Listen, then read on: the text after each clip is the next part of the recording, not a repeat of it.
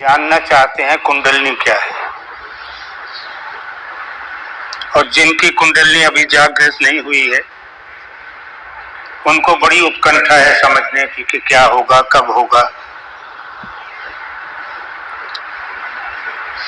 साधारण सी भाषा में तो मैं ये कहता हूं कि कुंडलिनी ध्यान की नर्सरी क्लास है। कुंडलिनी जागे बिना ध्यान नहीं हो सकता, और कुंडलिनी जागरण कोई बहुत बड़ी चीज नहीं है। बड़े बड़े लेखकों ने कुंडलिनी पर मोटी मोटी पुस्तकें लिख डाली और कुंडलिनी को हवा बना दिया। एक बहुत किताब अभी भी चल रही है, बहुत पहले से लिखी गई, द सर्पेंट पावर, कुंडलिनी पर किताब है। कुंडलिनी को सर्पणी कहते हैं। सर्पेंट पावर का मतलब है कुंडलिनी की शक्ति। अब कुंडलिनी की शक्ति कोई ऐसी तो है नहीं कि भगवान की शक्ति जैसी कोई शक्ति हो। साधारण सी बात है कुंडलिनी का जागना। पहले ये समझ लो कुंडलिनी होती क्या है। हमारे पीठ में 3 नाड़ियां हैं, इड़ा, पिंगला, बीच वाली सुषुम्ना। इड़ा और पिंगला में वायु चलती है और सुषुम्ना में लिक्विड भरा हुआ है, सीमन, वीर्य। जब किसी व्यक्ति को पैरालिसिस होता है, लकवा होता है, तो डॉक्टर उसकी सुषुम्ना में लंबी सुई घुसेड़ता है और लिक्विड निकाल लेता है। उस लिक्विड के एग्जामिनेशन से पता चल जाता है कि बीमारी क्या है और इसका इलाज कितनी देर में और कैसे होगा। तो ये लिक्विड से भरी हुई है सुषुम्ना। जहां हमारी स्कल, खोपड़ी समाप्त होती है जाके, उस वहां एक गांठ है। सबके सिर में यहां एक गांठ है। ये गांठ और रीढ़ की हड्डी जहां समाप्त होती है, उसके बीच में लिक्विड भरा रहता है, इससे ऊपर नहीं आता। ये गांठ इसी काम के लिए बनाई गई है कि लिक्विड ऊपर नहीं चढ़ेगा। अब जहां हमारी स्पाइन खत्म होती है जाके, रीढ़ की हड्डी जहां जाके समाप्त होती है पीठ में, उसके नीचे का जो मांस है, उस मांस के अंदर जो मांस है, उसकी पोजीशन ये है कि उसने ऐसे 3.5 बल खाए हुए हैं, 3.5 बल, और आधा बल जो है उसका मुंह नीचे की तरफ है। ठीक है, यहीं से लिक्विड शुरू होता है जो गांठ तक आता है। यहां वो जो मुंह नीचे है, अब सर्पणी क्यों कहा? क्योंकि सांप की तरह कुंडल मारे हुए हैं और थन जो है वो नीचे रखा हुआ है, इसलिए इसको सर्पणी कहा गया। अंग्रेजी में सर्पेंटाइल हो गया। तो इसको नीचे जो झुका हुआ आधा भाग है, इसको ऊपर उठाना है। उसके कुछ तरीके हैं। कुछ लोग ऐसे भी हैं, बहुत नहीं, थोड़े कुछ लोग ऐसे भी हैं जिनकी कुंडलिनी एक्सीडेंटली जाग उठती है, अचानक से खड़ी हो गई, वो नीचे वाला मुंह ऊपर हो गया। कम है लेकिन है केसेस ऐसे जहां एक्सीडेंटल जागरण होता है कुंडलिनी का। दूसरी है योगा से, योग से जगाई जा सकती है, लेकिन योग में सबसे सावधानी जो बड़ी बरतनी होती है वो ये है कि जब तक योगा गुरु सामने ना हो, शरीर के साथ कोई छेड़छाड़ नहीं करनी चाहिए, क्योंकि प्राण का मामला है। प्राण कहीं भी फंस सकता है। कई बार क्या होता है, खाते खाते गले में कोई चीज फंस जाती है और अथू आ जाता है। तो प्राण से छेड़छाड़ करें और प्राण कहीं फंस जाए तो बहुत भयानक हो सकता है। इसलिए योगा एडवाइज नहीं है कुंडली जागरण के लिए, लेकिन हो सकती है योगा से, इसमें कोई संदेह नहीं है। तीसरा तरीका है शक्तिपात। जिसके पास भी ब्रह्म ऊर्जा है वो अपनी ऊर्जा दे देगा, चाहे दृष्टि से दे दे चाहे हाथ से दे दे, कुंडली जाग उठेगी। इसमें गड़बड़ क्या होती है कि कुंडली तुरंत उठी, ऐसे झुका हुआ भाग यूं हो गया शक्तिपात से। लेकिन यहां से उठकर जब ये यहां आई है तो बीच में गैप रह गया है। मांस में से उठी है ना, तो दोनों साइडों में गैप रह गया, और कुछ दिनों में अगर इसको जगह मिलेगी गैप में तो ये उधर को सरक जाएगी, और सरक कर जहां खड़ी हो जाएगी, क्योंकि नीचे से भरना शुरू हो गया है मांस, गैप नीचे से भरना शुरू हो गया है, लेकिन ये जहां जाके अटक जाएगी ये वहां से लिक्विड छोड़ेगी जो शरीर को कई प्रकार के कष्ट दे सकता है। मेरे पास एक आदमी आया, उसकी समस्या क्या थी कि वो बिना गुरु के ध्यान कर रहा था, अपने हिसाब से ही, जैसा किताबों में पढ़ा होगा वैसे कर रहा था। तो उसकी क्या थी कि जब वो पालथी मार के बैठता था और ध्यान करता था तो उसके शरीर में से कहीं से कोई एक नाड़ी पंक्चर हो जाती थी, अपने आप फट जाती थी, और खून ऐसे दीवार के ऊपर छींटे डाल देता था, यहां से सीधी धार यूं, कभी बाजू में से कभी टांग में से। बहुत परेशान था वो। तो उसका कोई रिश्तेदार मेरे पास समस्या लेकर आया, मैंने कहा उसको लाओ तब देखूंगा, अब तुमको देख के क्या बताऊं। तो वो उसको ले आए। तो उसकी उम्र 86 साल की थी।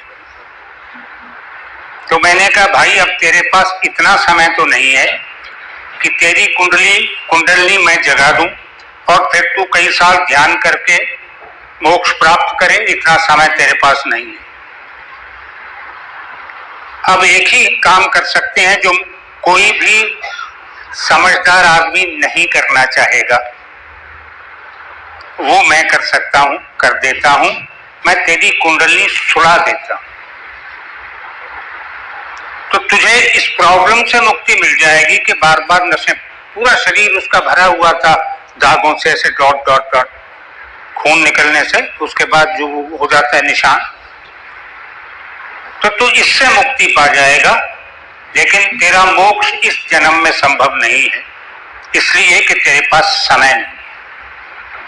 समझदार आदमी था, बोला जी कृपा करो, मैं तो इससे दुखी हूं कि मेरे घर की कमरे की दीवारें आप देखो अगर आके तो खून ही खून भरा पड़ा है साथ। तो मैंने कुंडली सुला दी, और उसके बाद जब तक वो जीवित रहा उसको ये समस्या नहीं। तो शक्तिपात से जो लोग कुंडली जगा रहे हैं वो प्रॉब्लम्स क्रिएट कर रहे हैं, तो इससे बचना चाहिए। और चौथा, आसान और किसी प्रकार की चिंता किए बगैर कुंडली जगाने का माध्यम ध्यान है। ध्यान में एक सेकंड में ये बाल बराबर उठती है, सिर के बाल बराबर, और 24 घंटे में मांस उस गैप को भर देता है। बाल बराबर गैप है, मांस बढ़ गया, भर दिया, फिर अगले दिन, फिर अगले दिन, फिर अगले दिन, ऐसे महीना, 2 महीने, 3 महीने, 4 महीने। लेकिन कुंडली नीचे नहीं आ सकती ध्यान में जागी, क्योंकि गैप नहीं रहा।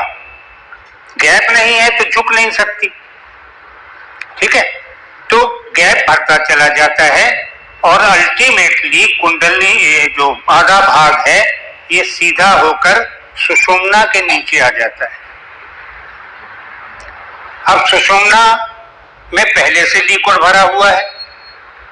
अब कुंडली भी नीचे से लिक्विड मार रही है, उसमें ऑलरेडी भरी हुई है। कुंडली नीचे से अपना जो उसके पास लिक्विड है उस लिक्विड का प्रेशर मार रही है, तो उस प्रेशर से ये गांठ खुल जाती है। ये गांठ खुल जाती है तो स्कल के नीचे से, खोपड़ी के नीचे से ये लिक्विड माथे में आ जाता है। जब माथा भर जाता है तो माथे में जो प्रेशर बनता है उससे यहां एक सुराख है जिसको ब्रह्मरंध्र कहते हैं, ये सुराख खुल जाता है। ये सारी बातें फर्जी नहीं है। जैसे मैंने पैरालिसिस के केस में रीढ़ की हड्डी का बताया, इसको मेडिकल साइंस में बर होल कहते हैं, BURR, बर होल। तो जब किसी को दिमाग की कोई बीमारी होती है तो डॉक्टर इसमें लंबी सुई घुसेड़ता है और लिक्विड ले लेता है। उस लिक्विड के एग्जामिनेशन से पता चलता है दिमाग में क्या परेशानी है, क्या बीमारी है, उसका इलाज कैसे होना है। तो यहां ये सुराख है जिसको ब्रह्मरंध्र कहते हैं। इसके प्रेशर से ब्रह्मरंध्र खुल जाता है और ब्रह्मरंध्र खुलने के बाद यहां से लिक्विड जो है, अब उसको रास्ता मिल गया, टिप टिप टिप करते हुए बाईं गाल से होते हुए यहां आता है, यहां से सीधा नाभि पे गिरता है। नाभि में पानी है, ठीक, नाभि में पानी है और पानी के ऊपर जब लिक्विड की बूंद सीधी यहां से गिरती है तो उसमें आवाज आती है। तुम तालाब में कंकरी फेंको तो बोलेगा ना, जरा सा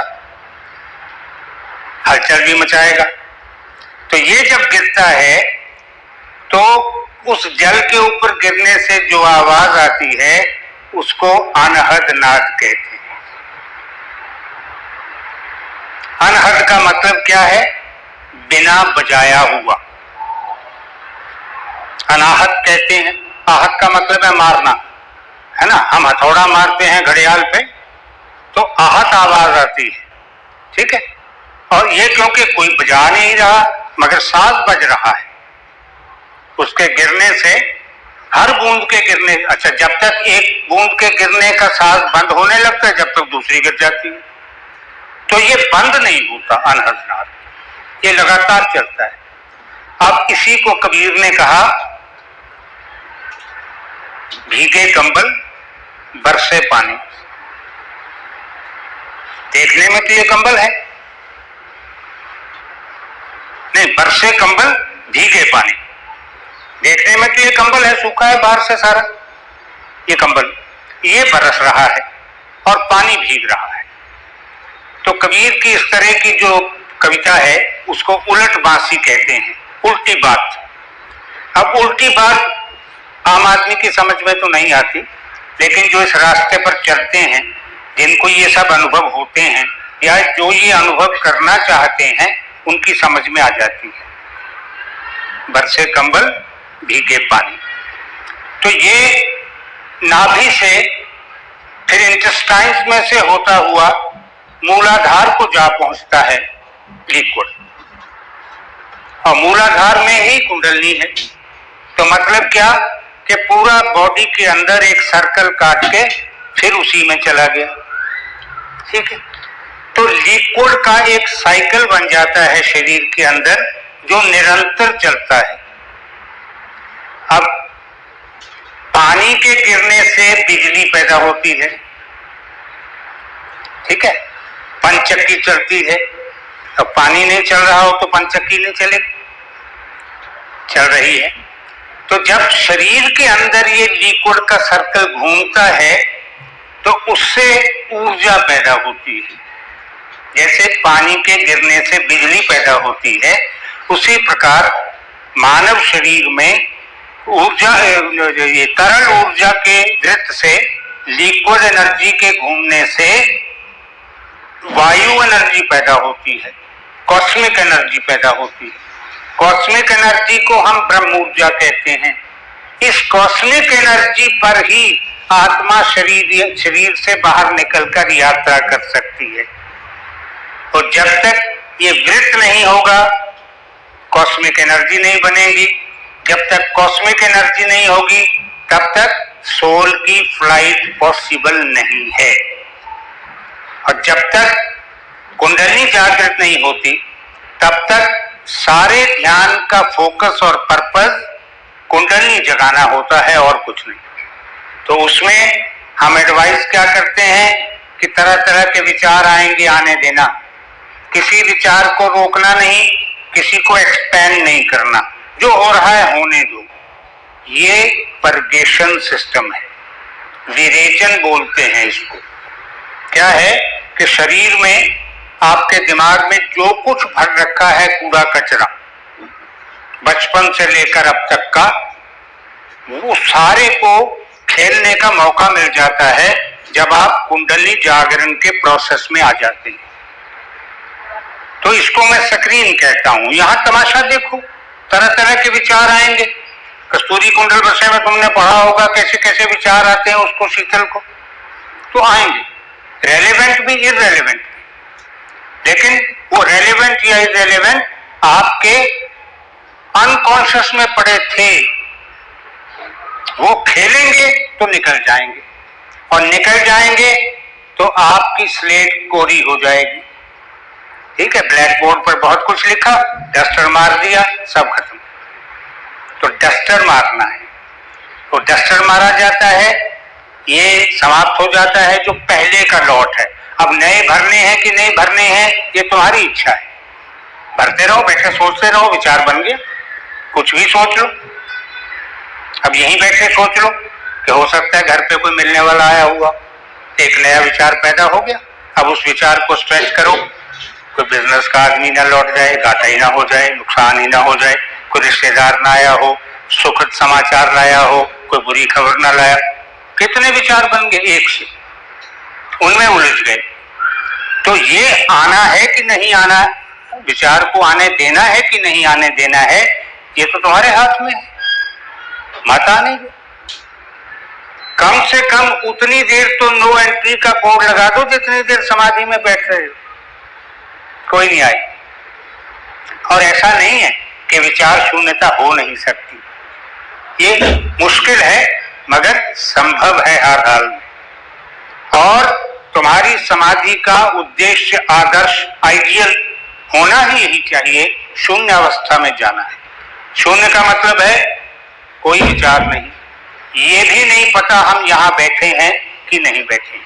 एक बात और समझ लो, जो लोग ये कहते हैं कि नहीं मैं तो कोशिश करता हूं कोई विचार ना आए, वो भी एक विचार लेके बैठ गया। कोई विचार ना आए ये भी तो एक विचार है। तुमने एक विचार को पकड़ के बाकी विचारों को भगाना चाहा, कैसे भगा लोगे? तुम्हें तो निर्विचार होना है, और निर्विचार होने में कोई विचार नहीं चाहिए। तुमने एक विचार रख लिया कि मैं शून्य में चला जाऊं, ये भी तो विचार है ना, शून्य में जाने की इच्छा, ये भी विचार। तो निर्विचार समाधि जो है वो है उत्तम समाधि। और ये कुंडली जो है इसको कोई बहुत बड़ी चीज मत मानो, जिसने ध्यान शुरू कर लिया उसकी कुंडली जागृत हो ही जाएगी। शरीर पे निर्भर करेगा, वो 15 दिन में होती है कि 15 महीने में होती है कि 2 साल में होती है, शरीर पे निर्भर करेगा। ठीक, इसको जल्दी करने के लिए फिर क्या होगा, फिर गुरु से मांगोगे ऊर्जा पास, वो दे देगा, तुम्हारी कुंडली एकदम खड़ी हो गई। लेकिन फिर बीच का गैप तो रह गया, तो फिर अगर वो टिल्ट कर गई और किसी दूसरी जगह गई तो फिर वैसा ही होगा जैसे उस व्यक्ति की बात मैंने तुमको बताई। तो कुंडली समझ में आ गई होगी क्या होता है। कभी भी ध्यान में अपने तीसरे नेत्र से ये सारा कुछ तुम देख सकते हो।